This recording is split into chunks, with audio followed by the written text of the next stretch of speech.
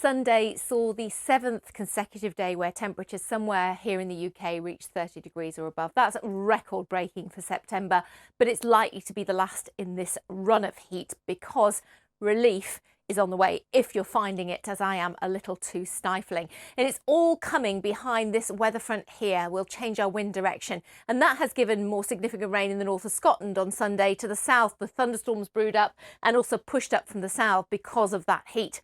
So that cooler air will eventually push right the way across into southern areas by the end of Tuesday. I guess we have to wait a little while longer. So an uncomfortable night as we go into Monday morning. Some mist and murk around, and our weather front just meandering further southwards. It looks to peter out, but ahead of it, it'll certainly generate, I think, some showers, some thunderstorms, not as widespread, I think, as the day on Sunday, but still quite warm and muggy. We've not lost that humidity yet. Not quite 30, but still into the high 20s.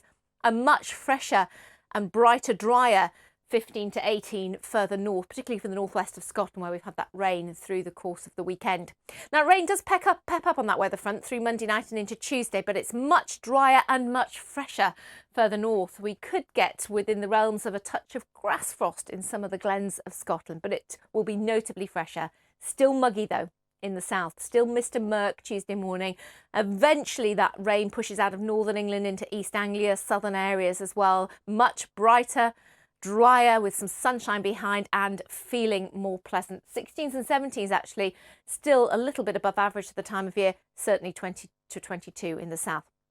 That clears away through Tuesday night into Wednesday, and it looks drier by the time we get to the morning. But look at the temperatures. Even further south, we're losing that humidity. So even though they stay towards the teens in London, perhaps it will feel a lot fresher.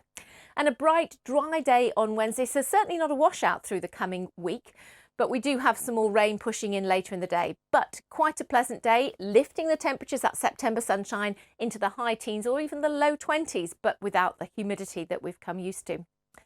However, as we go through Wednesday night into Thursday, we've got to this fairly significant low moving its way eastwards, and it will bring some windier weather as well as wetter weather for a time. It might be that wetter weather doesn't actually reach southeast England and East Anglia. That weather front stalls and starts to weaken for a time. Brighter skies follow in behind the rain further north, a brisk wind, but 16s or 17s is fairly decent. But then, as we go into Friday, the likelihood is that we'll see another pulse of rain on that weather front. So you can see how it's going to be tricky to put the detail on later in the week, how quickly these low pressures move through and the weather fronts.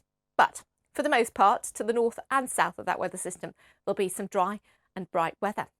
But there'll be some rain around. Now, later next week into the weekend, then it does look as if we open the gates to much deeper areas of low pressure coming in across our shores, bringing some spells of wetter and windier weather. It looks decidedly unsettled, doesn't it, later next week and into the following week. So again, we will be firming up on details as we head through the coming week, but it looks fresher for most, a little cooler and more unsettled, particularly by the end of next week and into the following week. As ever, you can keep up to date, including with the warnings on our website.